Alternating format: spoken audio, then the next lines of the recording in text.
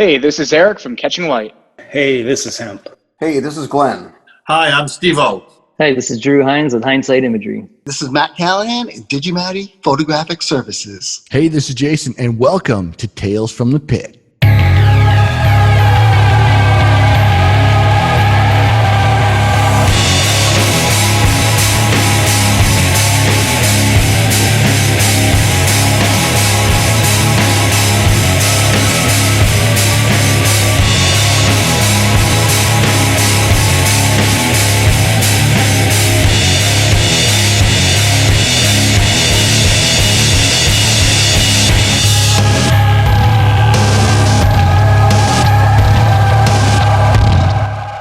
Hello and welcome to Tales from the Pit, the behind the lens access to the entertainment world and the creative people involved.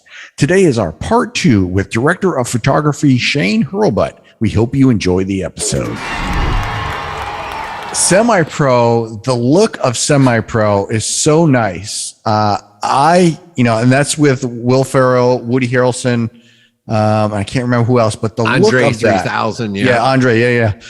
And that's sort of, I originally sort of found out about your work you did with Semi-Pro was sort of my introduction to your work, so to speak. And then I realized all the other stuff you had done.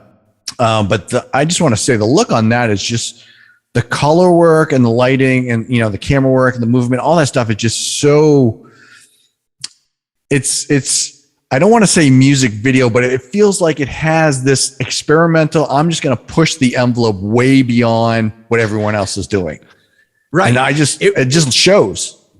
Well, that was kind of, when I took a comedy, I'd never been into comedies. I was like, how can I do this different? How can I take a comedy and turn it into a drama in regards to the way we lit it, the way the camera moved, the way it was action oriented, because most of those comedies back then with Will Ferrell, they basically lit a big area and just let him rock in it. And they filmed with 3 cameras and they just went for the improv. And Kent Alterman, who was the director, and we kind of sat down. We're like, is this what you want? And he's like, no, I want to do this single camera. I want this because it has such a great heart to it as well. Yep. So we wanted that heart to come out through the comedy. So you laughed and you also felt the heart. So it's like, I went to the nth degree to really, figure this out, where we were using all period lights when you saw them.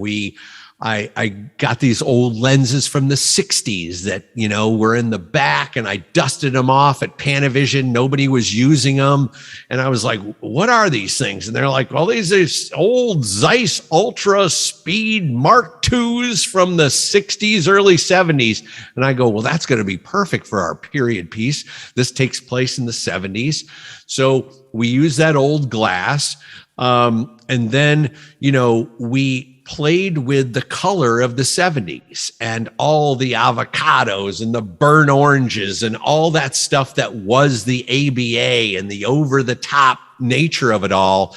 And, I wanted the Flint Tropics, stadium, to have because the funny thing about these stadiums is they were all like just retrofitted things. They weren't like, the Forum or whatever. It's like this place that we filmed in was actually a training area for the police and fire companies of LA. It's like right in between, Dodger. It's near Dodger Stadium.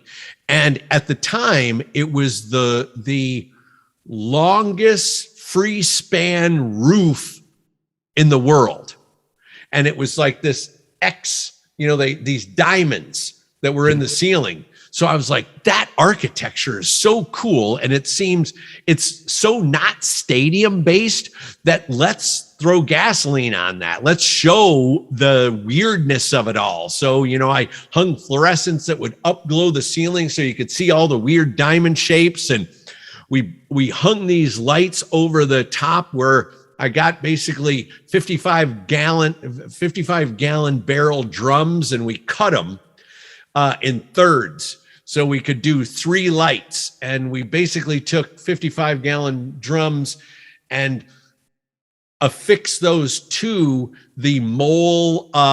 They were like par coupe lights, but they looked so cool because when you look straight up them, it had 7 perfect, circular, beams, and it lit the court. And, I do a lot of, when I do these period pieces and everything, I go deep into photography and the photography of the time. Yep. And I'll never forget looking at all the Lakers with Jerry West and Wilt Chamberlain and the lighting that the Lakers had. To this day, they use the same lighting that they used in the Forum in the 70s to the Staples Center, which is now the cyber, whatever, the crypto box or whatever it is now. But the same lighting, scenario, which is light on the court, no light in the fans. So that's what I wanted to create, because I wanted to create this essence where they were the spotlight. So the players were the spotlight, and then it fell off into darkness. So when those big colors of the Flint Tropics with the orange and the teals and all the other players and the ball with the red, white, and blue, all that really popped because it was more like darkness all around. And that was kind of the design of that, and the element of using the color of the 70s, the lenses of the 70s, and then shooting it in a way that was much more a dramatic style of shooting than a comedy. Yep. And I laugh my ass off every time I watch that movie. It's so funny. I mean, at the time it came out where there were so many Will Ferrell, sports things that he was doing, that this was kind of the last one. So everyone was like, God, I'm kind of done with that. But it was, I thought, his best because the character he played and just remember when he goes down the ramp with the roller skates and lands on the cheerleaders? All his schemes were so good. So when it comes to working with Will Ferrell in general, I'll say, I know Woody Harrelson's a very, very serious and very, from what I've heard him say is he really practices his lines. So he's very particular about delivery, is what I understood. But you have Will Ferrell, who's just the opposite. Is my understanding is he's ad-libbing everything, or he's making it up as he goes. Was that the case here? No, because Ken Alterman really wanted him to stick to the script because the script was genius. It didn't need to be funnier. It was just so funny that you just had to say the lines. Yep. So Kent was he goes, we're not going to do this thing where you just improv. We're going to stick to the script and go down this road. And I think it was brilliant because of that, because we had seen that from Will, many times. Yep. So, and he's a great actor. Have you seen that new show on Apple TV where it's like the Shrink Next Door? It's on my list. I know you're talking about. Oh my God. I've been watching that. He's a really good actor, and he plays a very serious individual. It's a very dramatic, television series. Yeah. And I think that was very important for Kent. And I think Will, looking back at it, he probably was like, why are they, putting me in this box, but we were able to do moves on his emotion, and we were able to do these things that move the camera. So it wasn't just planting 3 cameras and say improv. The film had style, and it had this great movement to it. And, I think that's what really set it apart. And I'll just add, I mean, you said this before, but I think your scenes are the additional characters in that. The way you have those scenes lit, like you said, they just bring out such an authentic look to those particular movements and delivery and all that stuff. Yeah, I try to think about, like, recently I've done like some rom-coms, and I had never done a rom-com in my life. And in 2019, I did Holiday. And I thought, all right, well, I've never done a rom-com. Let's try it, right? And going to work every day and laughing your ass off for 12 hours and then going home and then coming back the next day and laughing your ass off for 12 hours was pretty awesome. I just have to say, it was so much fun. And when you get to a point in your career, it's more about quality than quantity. And these were really fun.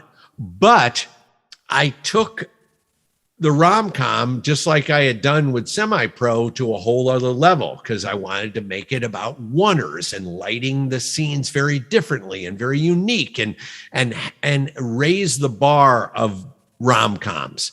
And, that's kind of always been my mission in life. It's like, whatever the project is, I try to get inside of it and try to reinvent and show a unique view that you haven't seen. I'm always trying to put myself out of my comfort zone.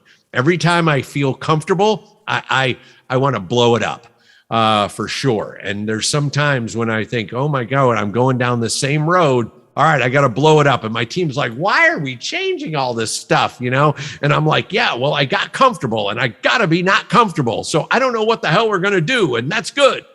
Yep. Make it as you go. Yeah, absolutely.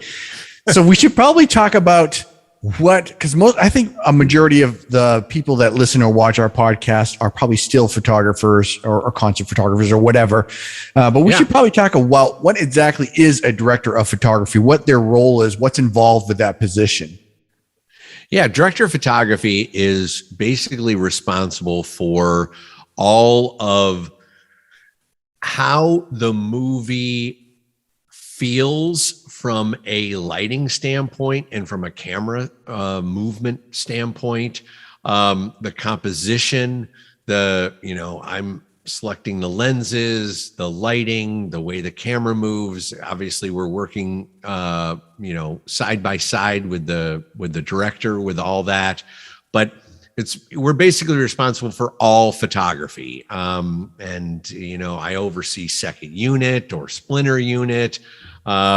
When a lot of times, like I did this Prudential commercial where we hired 187 director of photographies all across America, and they documented one sunrise from the East Coast to the West Coast.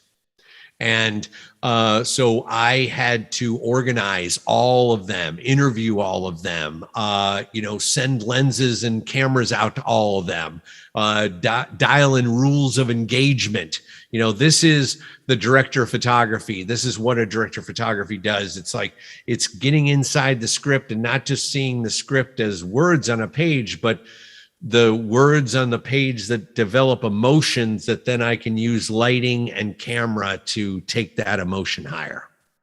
And you could have, this probably leading to the second question. You can have hundreds of people working for you, or you can have 5 people working for you, depending on the project, right? Because I think, and again, you've mentioned this before, Terminator Salvation, you had hundreds of, 100 and some, 109 or whatever it was. 200 and... Oh, wow. 59, I think, grip, electric, and camera. And that's working with me. That's a huge, you just look, you just watch that and you can see all the money on the screen. That's a huge, huge project. And then your very next project was what? Act of Valor? 10 people. 10 people total. 10 people total. So 10 people shot 90% of that film.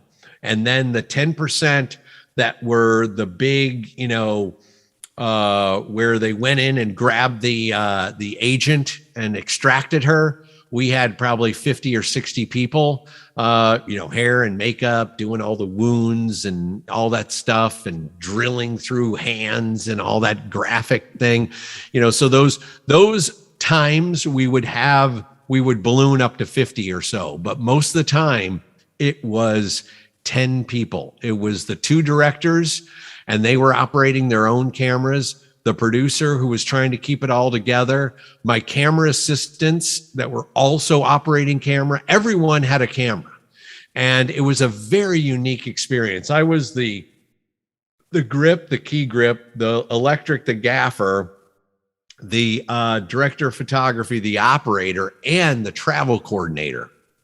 So I would coordinate all our travel movements, book all our hotels, all that stuff, because we were just small. And, you know, the Navy said that we could have access to all this billion-dollar hardware as long as we kept it under 10 people. Wow. So, you know, Michael Bay rolls out with his, 900, 150, 200 people on these carriers and everything. It's awesome.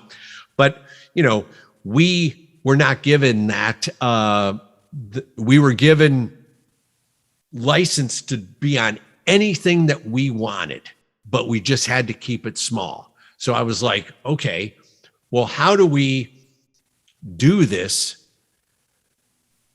Film a narrative piece with 10 people. And that's when the Canon 5D came along, and I started to test it and really start to understand that camera. And I go, oh my God, well, this is something that, directors can change their own lenses. They can look at the eyepiece. The back viewfinder, they can frame it up. They can do all that stuff. We sent them through our boot camp, let's say, so they knew all the settings and what to do with the camera. So if they were in a helicopter and I'm down on the ground and my other assistants over on a island filming them fast roping down from the helicopter into the fast boats, we're capturing all this and all the settings are correct. And so that was the only way I thought I could possibly pull this off. We all had to be operating cameras. We all had to be able to do this. So, and that's the first theatrical DSLR feature, fully shot DSLR feature. Yeah. It looks fantastic.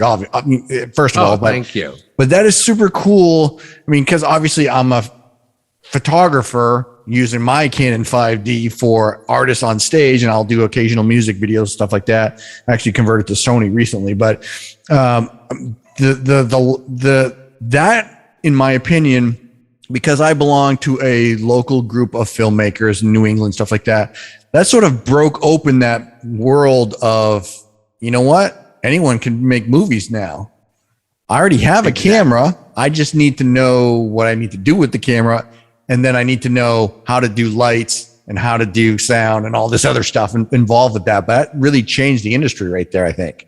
Oh yeah. It was that DSLR revolution with me, Vincent LaFerre and Philip Bloom. We basically spearheaded that damn thing. And what I saw was when I started doing it, my wife was like, Shane, you are doing some really, groundbreaking stuff right now. We got to tell people about this. We got to educate and share this knowledge. And I'm like, okay. She goes, I'm going to brand you. And I'm like, brand me? I'm a goddamn cinematographer, not a brand.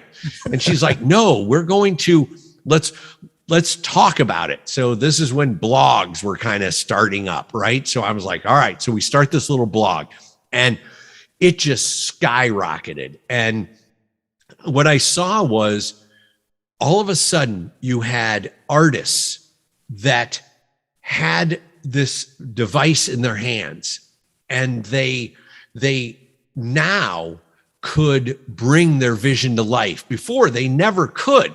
Film was so expensive, and the developing and the processing and all that stuff. Now you could shoot on your 5D, download it in your computer, edit it, and then put it on a 60-foot screen, 10 days later.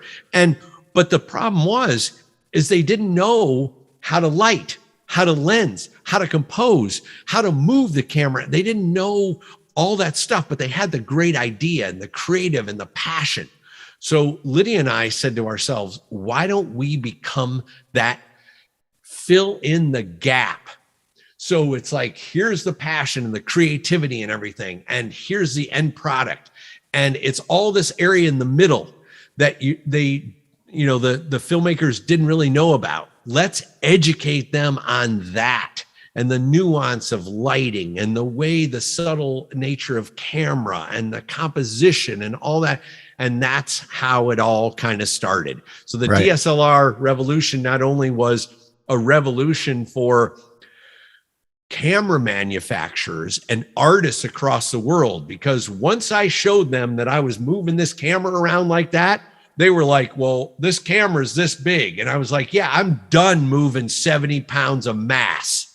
Give me something that's small. And that's when the Red Epic came out. And this thing was like this little box, and everyone's like, wow, and you can put it on a gimbal and you can do all this stuff. And then it was the Alexa that was this big. And then, they made the Alexa Mini. So that revolution really started a systemic change within the industry. Yep. About building shit smaller, yep. Which was always a good thing, because when I take my iPhone and move it around, and and with its stabilization in there, I'm doing moves. I'm like, that's what I want.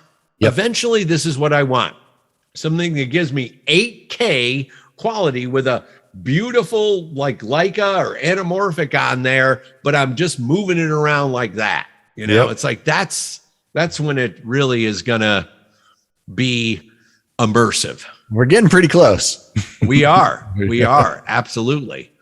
So let's dive into the Filmmakers Academy. So that I find that stuff amazing. So I'll back up first and say I go back and listen to all the podcast stuff that you had done in the past years. I think prior to COVID, basically, when you were doing the inside. Shane's inside, I forget what it's called. Shane's Inner Circle. Inner Circle. Sorry. Yep.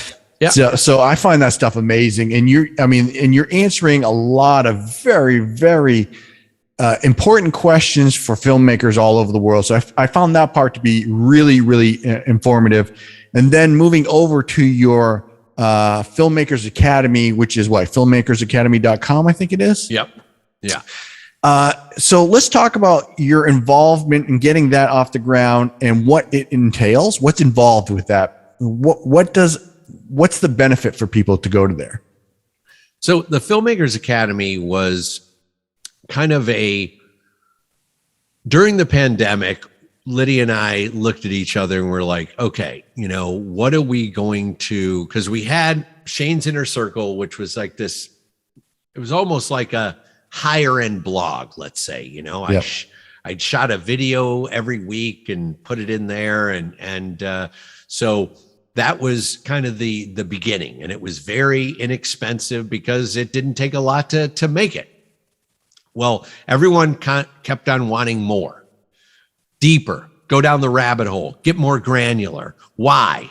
I want to know why. What's the theory? Then show me the how. It's like, okay, so how can we do that? So I thought to myself, all right, well, if we treat this like a live sporting event and we shoot it with 7 or 8 cameras, and you just follow me so you feel like you're over my shoulder, watching me make every stroke, that's when the magic started to happen.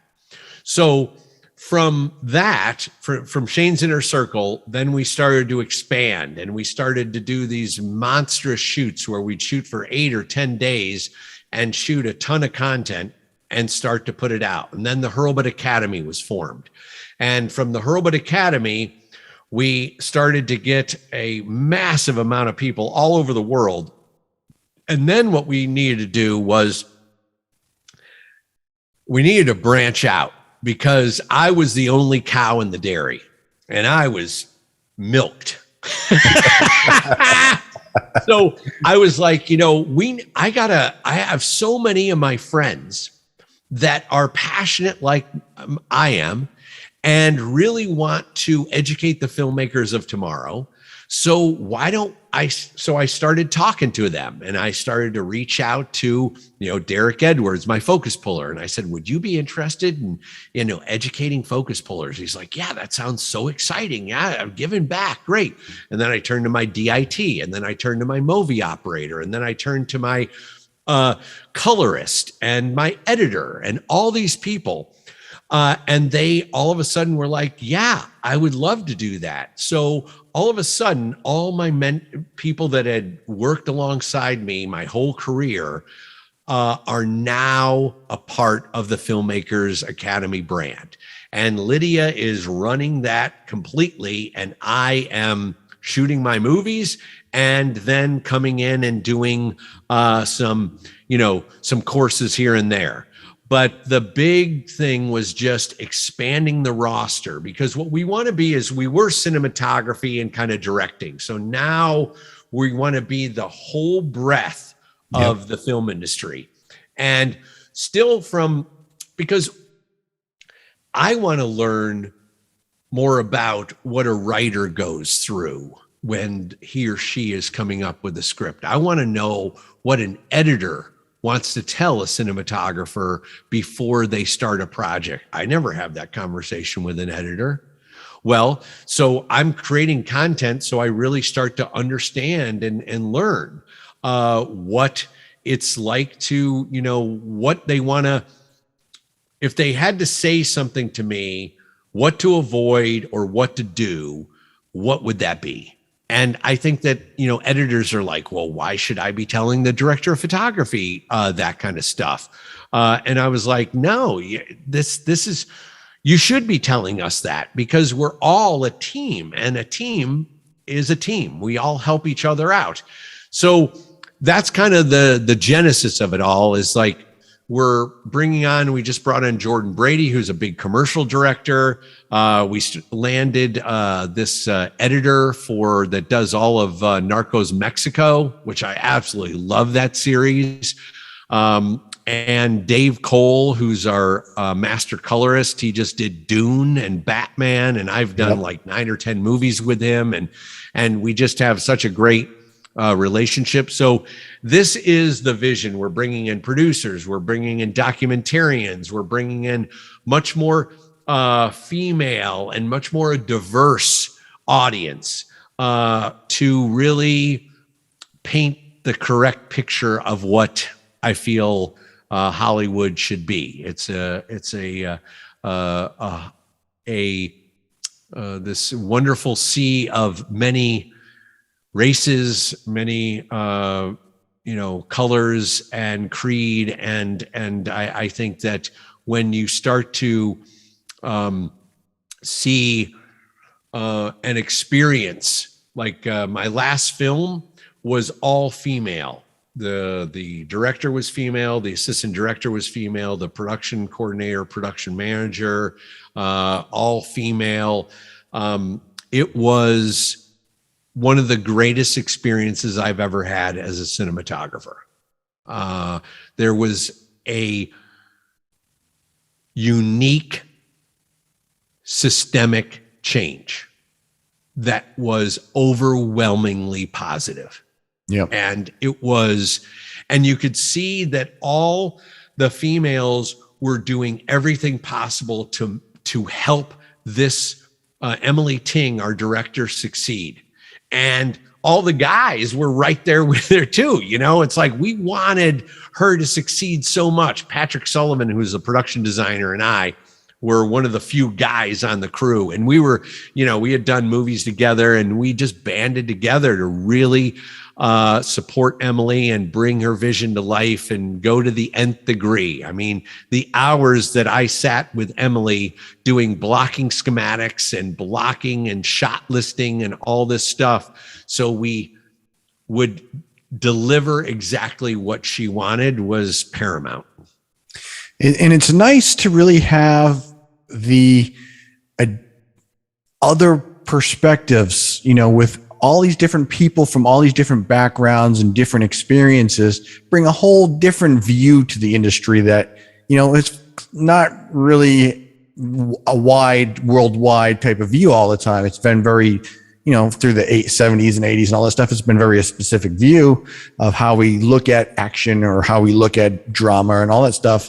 And it's nice to see the diversity really bringing out all these different perspectives and stories out of that too.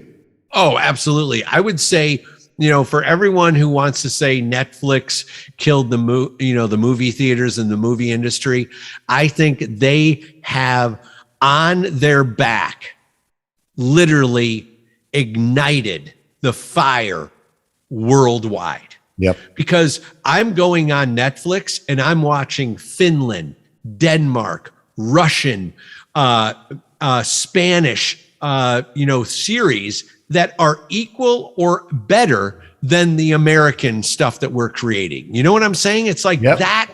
It's opened, so many people's eyes to the diversity of, just not American cinema. Foreign cinema was always like the Yard House of this, that. No, Netflix puts that stuff, front and center. And that's, I love reading subtitles, because to me, it's so worth the experience to learn from the European filmmakers. They have a unique style, and I think that they are some of the best filmmakers in the world. You think about what we see here, right? As America, there's not a lot of inspiration. In Europe, it's everywhere. The architecture, the art, the pottery, the sculptures, the everything. You're just immersed in centuries and centuries of art. Yep. And America, we're very young. We're less than 300 years old. So I think that there's a lot that we can learn from Europe, from Russia, from China, from everywhere all over the world. And I'm trying to grab, I call it the, Shane Hurlbut mixtape of DPing. It's like I'll see something in Denmark and I'm like, God, I really like how that is, or Germany. And I'm going to put that into my memory, and it's like makes my mixtape for my next film that I'm going to create. Going back to the Filmmakers Academy, one of the things I just like to point out for, people that I know that may listen to this is, if you're a filmmaker, I found it very valuable, because I recently did I'm in the process of putting out a short film I did we've been working on forever, but I found it so valuable to have a resource that I can say, all right, I have these roadblocks that I have to figure out to get either how do I shoot this thing? How do I find the right people to work with this? How do I even attack this thing? How do I color this thing? All that stuff. And having the Filmmakers Academy be so valuable to me, because I can literally go and say, all right, I don't know how I'm going to color correct this particular, because we shot it on all these different cameras and we didn't synchronize. We didn't do anything ahead of time. We didn't even plan for that. So we did it all wrong. Now I have to fix it in post. So going to the Filmmaker Academy, I can actually see, all right, this is how you're supposed to do in the first place. And B, this is how you can correct. This is how you can do these things. I mean, you can go on YouTube and find, 20-minute videos of someone telling you, do this, and do that, but it doesn't explain anything. It's not not necessarily a professional in the industry to that degree that you guys are. So I would just recommend for anyone watching this that is a filmmaker, it's very valuable to go to the Academy, filmmakersacademy.com, and just look at what you deliver, because it changed my work dramatically from how I shot to how I move forward with stuff and in post, everything. It's just really, really valuable. Well, thank you so much for that. I mean, it has been, here's the genesis of it all. And this is succinct that I can put it into a couple sentences, and I'm not really good on just a couple sentences. Imagine you are starting out in this industry and you have no map. Okay, you want to be a filmmaker, you went to film school, And now you're going to be, you want to start getting on sets and all that stuff. You want to be a cinematographer, you want to be a director, you want to be a color, whatever you want to be. If I had this resource when I started out, I would have jumped over years in my career. And so that's what Lydia and I wanted to build.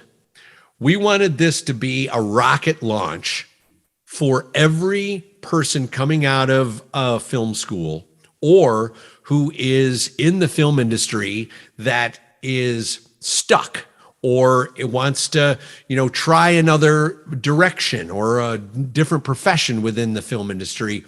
This literally catapults you 5 to 7 years of all that grinding, failure, experience, all that stuff. And you can say, well, how is this possible in an online scenario?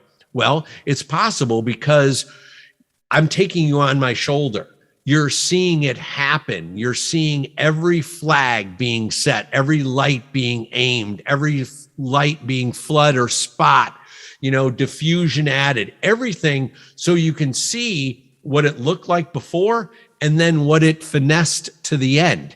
And this is the stuff that took me years to understand and to try and, put into my mind and learn.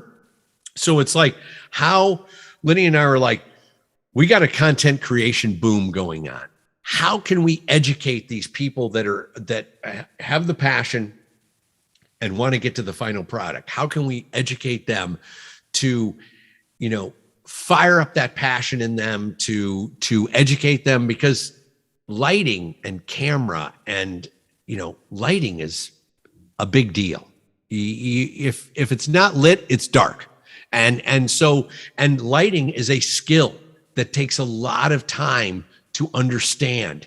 It's not just turning a light on. Okay, there's a key light and there's a backlight and there's a fill light. No. There's quality of light.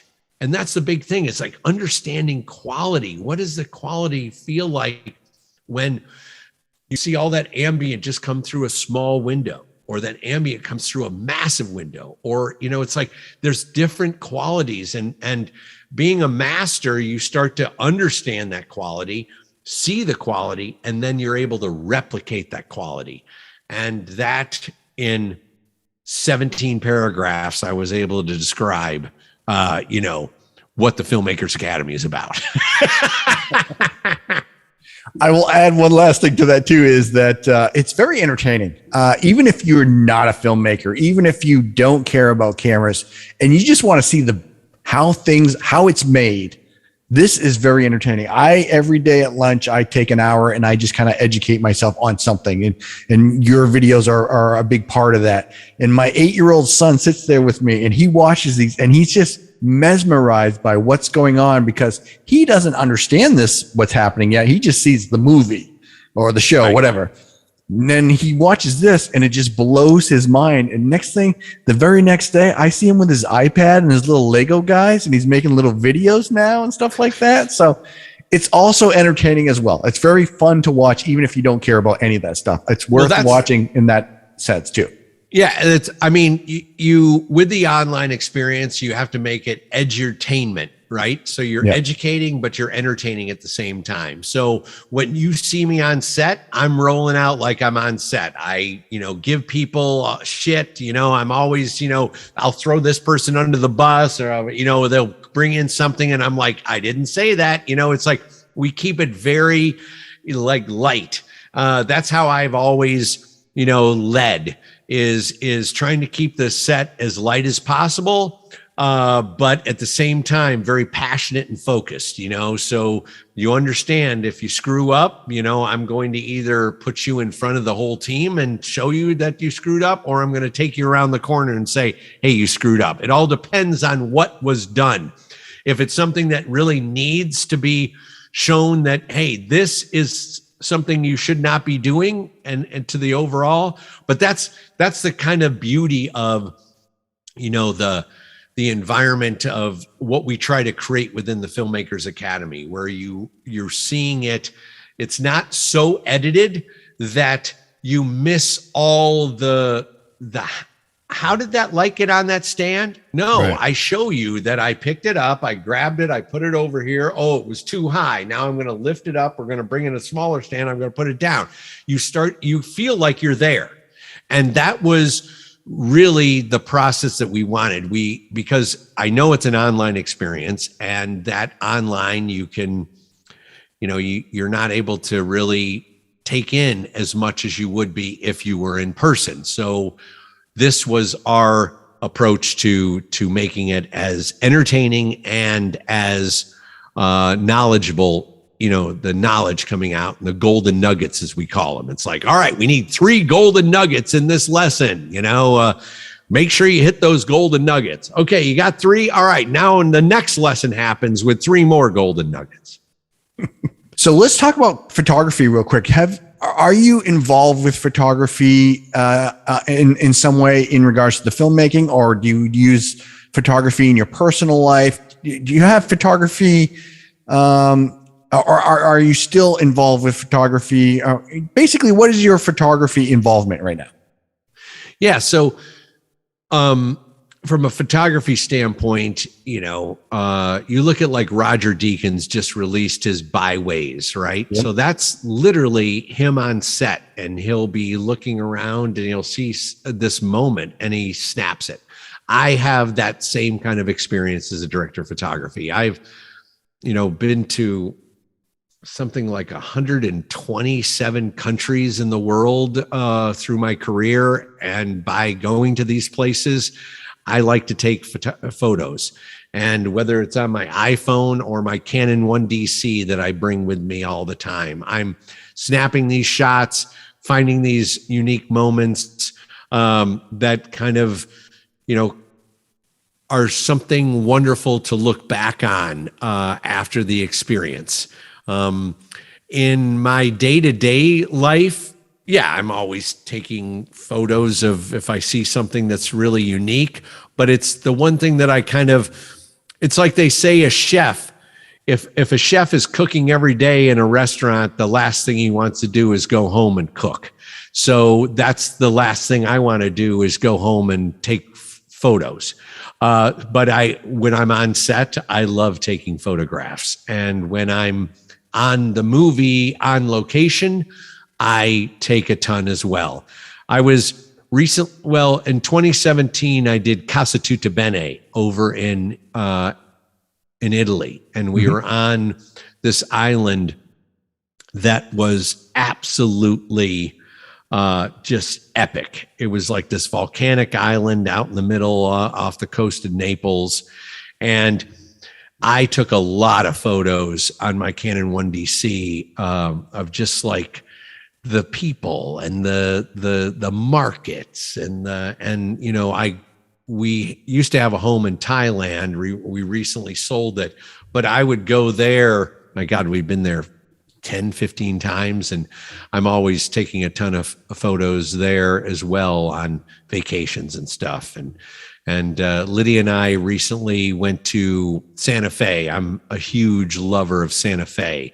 And I love Ghost Ranch. So I went out there with my 1DC with the family, and we just took these epic shots of not our family, but just of the architecture of the time and the landscapes and we all of a sudden we were up on this mesa, and then all these deer just kind of started coming towards us, and my son's like, oh my God, they're so close, and we're taking shots of them, and it's those moments that I where I take my photographs. And then I started on this film Adventures in 2016. I started doing these iPhone videos, and I started taking people on set with me, where I would show them how I lit a whole scene, and that shit flew out like wildfire on my Instagram. I mean, people were going crazy over it because they never really had seen that access before. Right. And I thought, why not share? I didn't take any of the actors' faces or anything like that. It was more, behind the scenes, let's say, but it would be when I was pre-lighting a location, I would go in and show people what I was up to and how I was lighting it and stuff. And you know, those are the kind of things that I love doing. It's inspiring. I find that stuff fascinating too. I love that. Where do people find your Instagram? It's Shane Hurlbut ASC. So that's my Instagram handle. I'm also on Facebook. We also have a big Filmmakers Academy Facebook and YouTube channel as well. But the Filmmakers Academy is, like I said, it's starting to really expand, and I'm so excited about the future. We just launched all our new apps now, so you can get it on Android, Apple, Roku, Apple TV, Fire Stick. We got it all now. That's awesome. So I appreciate your time. Last question is what's next for you? I mean, you've got so much going on. You're so busy. What do you have going on in the next couple of years? Yeah. So right before the pandemic and during the pandemic, I was doing 2 movies a year. And usually I would do a movie a year and then commercials. And so with the 2 movies a year, I really couldn't do much other than that. So this year I want to take just 1 movie, and I've really given a lot of focus to the Filmmakers Academy and really building it out and reaching out to all the different mentors and getting them all lined up. We have an incredible slate coming in 2022. So that's really been my focus. And it's also been great to just be around for a while with my kids. You know, when I was on the quantity of life and not the quality of life, when I was doing Terminator and Semi-Pro and We Are Marshall and all these movies, I wasn't around much. So it's been wonderful to be back with the family and being with my son. And, you know, he'll come to me and he's like, you know, I went out on this date and I went for the hand and she pulled away and she said she's just not over her ex just yet. And I was like, okay, son, well, let's talk that through. And these are the kind of conversations that I never would have been able to have if I was out on a movie. And I know that those are the wonderful conversations that I did miss when I was doing the quantity and not the quality. So it's been a nice time to just reconnect with Lydia. And, you know, during the pandemic, all of our parents moved into our home. We're bursting at the seams here. We have 6 bedrooms and they're all filled. So my mom's here and caregivers are here and my kids are here. And so it's really nice to just take a little sigh of relief every once in a while. It's like that. To, you know, artistically recharge, because when you're doing back-to-back movies, you don't have the downtime in between them to just like take that artistic breath. So I have been, you know, reading a ton, going to art galleries and museums and looking for inspiration and, you know, all that stuff to kind of artistically recharge for the next movie or television series, whatever comes my way. Well, Shane, thank you so much for your time. I really, really appreciate it. It's been really, I'm a big fan. So this has been a really, you know, sort of a bucket list thing for me. Absolute pleasure to talk with you. And thank you so much for the opportunity. Hey, thanks for watching this episode with Shane Hurlbut. We hope you enjoyed it. You can check out our other episodes on YouTube on all your favorite podcast locations. Just look for Tales from the Pit and Photo, and also at talesfromthepit.net. We'll see you next time.